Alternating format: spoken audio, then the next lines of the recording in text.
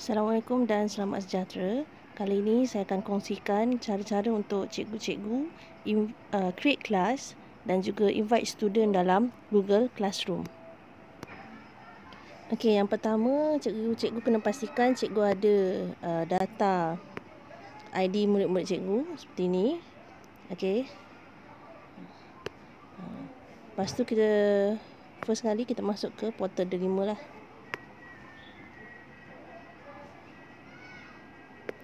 Okey. Log masuk. Okey, pilih akaun kita. Kalau akaun cikgu G. Okey, dan kemudian pergi ke bag ni, gambar bag ni, guru. Baik. Okey, seterusnya kita nak cari Google Classroom. Okey. Kita pergi kepada yang ketiga ni, activity. Paparan saya ni adalah paparan menggunakan smartphone. Okey, so mungkin yang menggunakan desktop, paparan dia mungkin sikit berbeza, tapi apa yang ada dia samalah. Apa yang ada dekat sini sama je. Okey, ini dia Google Classroom . Klik di Google Classroom. Okey, keluar paparan. Okey, sebenarnya cikgu, ini bukan paparan, kalau ikutkan ini bukan paparan akaun MOE saya. Okey, kalau kita tengok tadi yang kita masukkan adalah akaun MOE. Sekarang ni yang keluar bukan paparan akaun MOE. Ni Gmail personal saya. Nampak?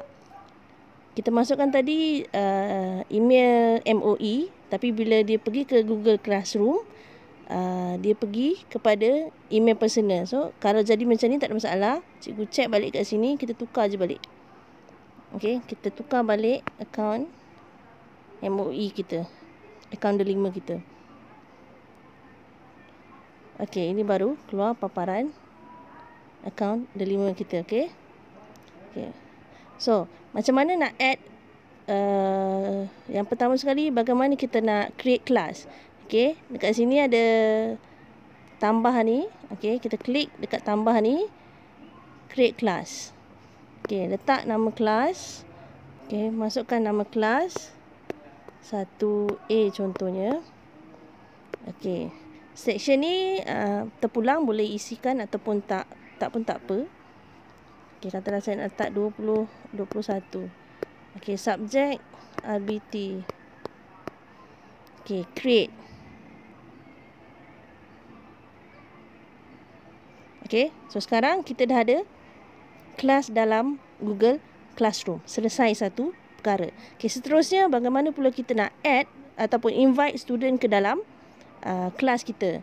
Okey, dekat atas ni cikgu boleh tengok ada stream, classwork dan juga people. So, kalau nak add student, kita pergi kepada people. Okey, kawasan ni.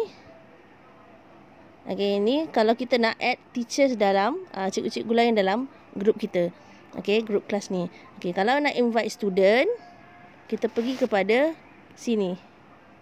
Okey, so klik simbol lorang dan tambah ni. Di kawasan type name or email ni, kita masukkan email ataupun nama student kita yang kita nak add. Okey, tadi kita ada buka file yang ada nama student kita. So, kita pergi kepada file tadi, file Excel tadi. Okey, copy email student kita ni. Kalau nak add semualah. Kalau kita nak pilih-pilih, kita pilihlah student yang kita nak add saja. Okey, yang ini kalau kita nak tambah semua secara pukal. Okey, copy dan paste di sini.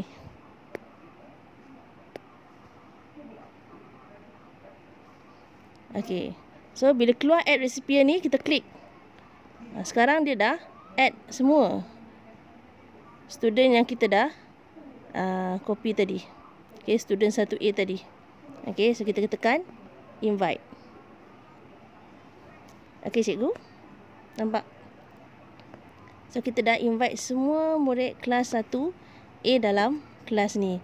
Okey, so sekarang ni nama murid-murid ni masih lagi kelabu sebab mereka belum lagi menerima kita punya invitation. So nanti bila mereka dah join kelas ataupun dah accept kita punya invitation, okey, nama ni akan berubah lah.